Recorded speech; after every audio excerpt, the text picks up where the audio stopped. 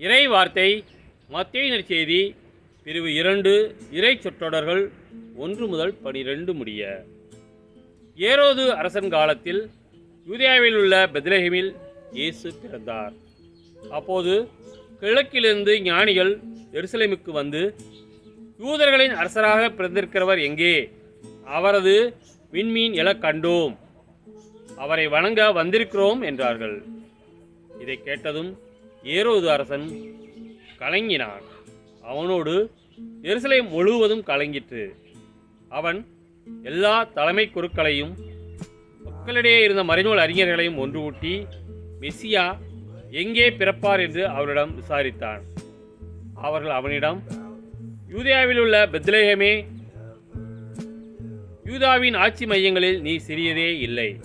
ஏனெனில் என் மக்களாகிய இஸ்ரேலை ஆயரென ஆள்பவர் ஒருவர் முன்னிலிருந்தே தோன்றுவார் என்று இறைவாக்கினர் எழுதியுள்ளார் என்றார்கள்.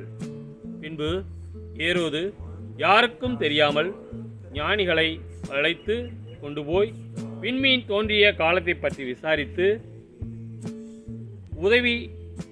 உறுதி செய்து கொண்டார். மேலும் அவளிடம், நீங்கள் சென்று குழந்தையை குறித்து திட்டவட்டமாய் கேட்டு எனக்கு அறிவியுங்கள்.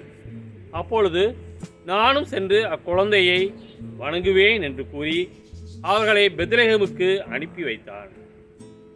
அரசன் சொன்னதை கேட்டு அவர்கள் புறப்பட்டு போனார்கள்.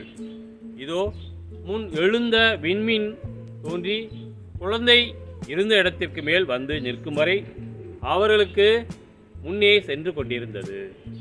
அங்கே நின்ற விண்மீனை கண்டதும் அவர்கள் மட்டில்லா பெருமகிழ்ச்சி அடைந்தார்கள். வீட்டிற்குள் அவர்கள் போய் குழந்தையை அதன் தாய் மரியா வைத்திருப்பதை கண்டார்கள்.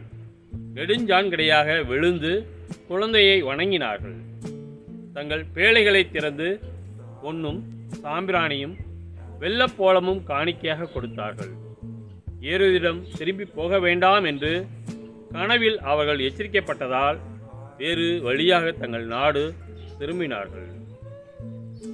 கிறிஸ்துவின் நற்செய்தி.